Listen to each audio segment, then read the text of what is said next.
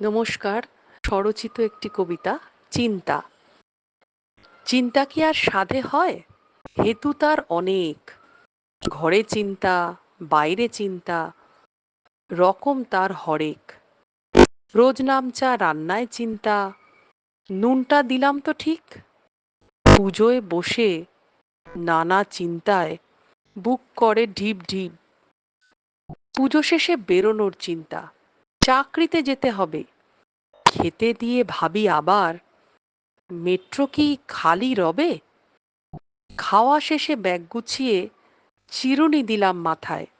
অমনি চিন্তা লাফিয়ে আসে, চাবিটা রাখলাম কোথায়?